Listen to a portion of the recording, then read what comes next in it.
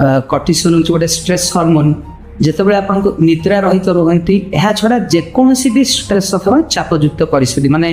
आपंकर शारीरिक चाप जदि रहा ज्वर हो छोटे दीर्घस्थायी रोग आप पीड़ित अच्छा सर्जरी है से भाई किसी मानसिक चापयुक्त स्थिति घरे किसी आप टेंशन चली अच्छी आप मानसिक अवसाद शिकार अच्छा से क्षेत्र में आमर